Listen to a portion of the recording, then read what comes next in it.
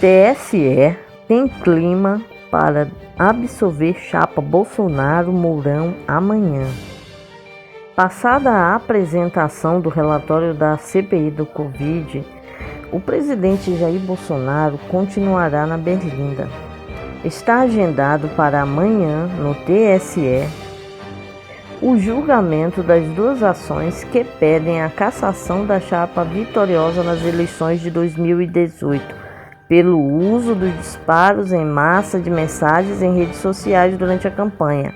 A prática estava proibida na época. Ao contrário do que aconteceu no Senado, que atribuiu 9 crimes a Bolsonaro, o clima no TSE é de absolvição. Em caráter reservado, ministros disseram à coluna que, a menos de um ano das eleições, é melhor deixar que as urnas decidam se o presidente permanece ou não no cargo. Dessa forma, o tribunal se eximiria de colocar mais lenha na fogueira ateada entre o mandatário e o judiciário. Caso fosse cassado agora, certamente Bolsonaro proclamaria seus seguidores a atacarem o TSE e colocaria na corte a pecha de golpista. Para além do aspecto político, existe também a parte processual. Segundo técnicos do TSE, o PT, autor da ação, não produziu provas suficientes para atestar que Bolsonaro se beneficiou ou mesmo que sabia desses disparos em massa. Em entrevista ao UOL, na semana passada, o presidente da Corte, ministro Luiz Roberto Barroso, deu um recado claro ao comentar o processo. Processo para mim é prova. Se tem prova, você julga em um sentido. Se não tem prova, você julga em outro sentido. A minha posição, tenho certeza, que é a mesma dos demais ministros, é baseada na prova que tenha sido produzida, disse Barroso. Ele ainda ressaltou que as questões políticas não deveriam ser tratadas no judiciário, e sim nas urnas.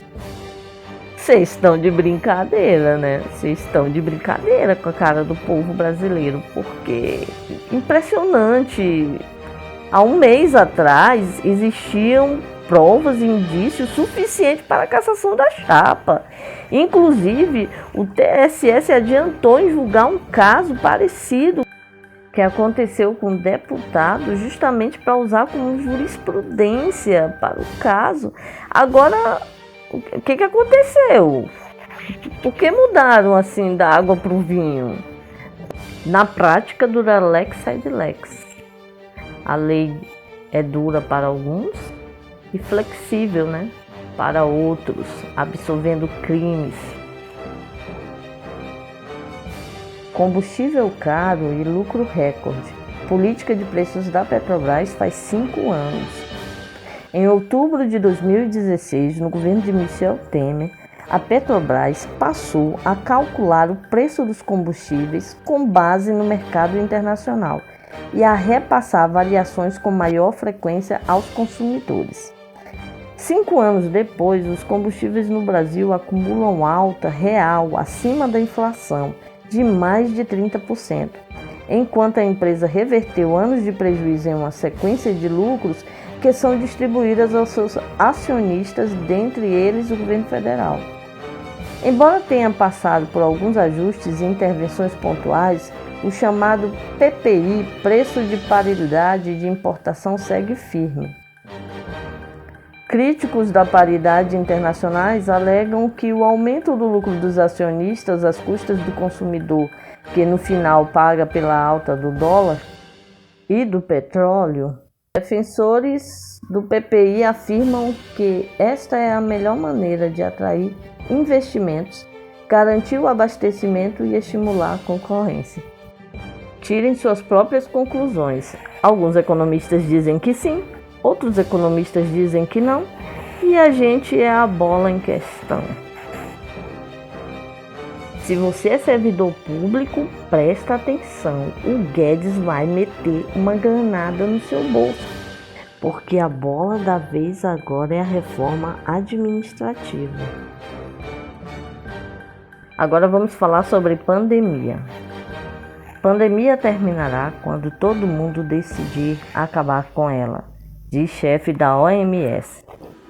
A pandemia da Covid-19 terminará quando todo mundo decidir acabar com ela, pois atualmente dispomos de todas as ferramentas necessárias para combater o vírus, assegurou neste domingo o chefe da Organização Mundial da Saúde. A pandemia só acabará quando todo mundo decidir acabar com ela.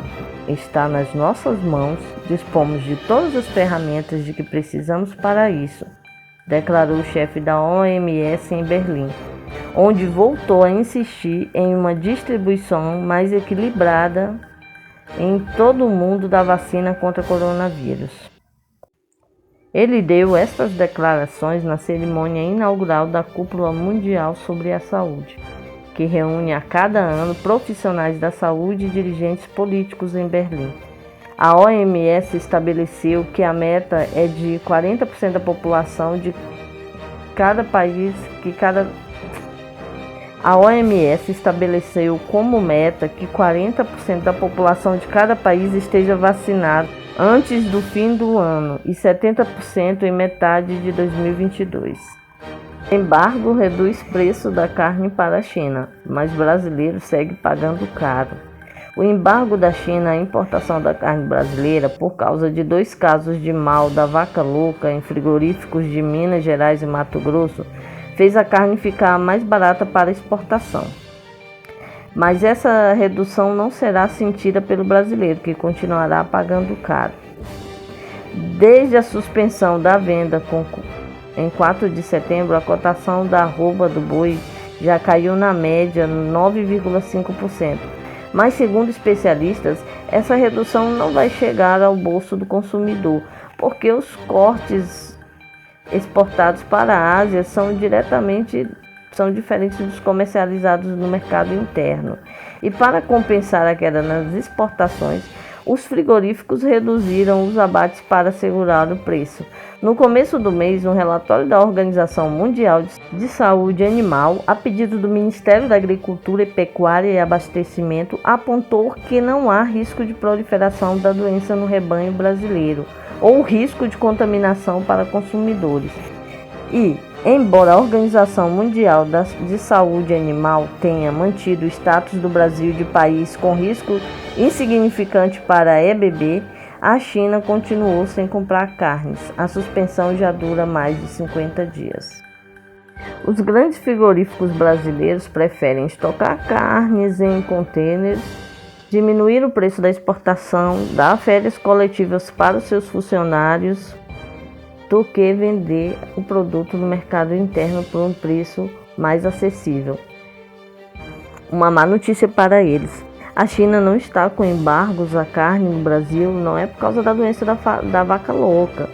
A China está dando uma resposta às múltiplas agressões sofridas aqui no Brasil. Esse negócio de provocar a China com ameaças ou inventando fake news sobre a China, o coronavírus e o 5G, deu no que deu, né? Bem feito.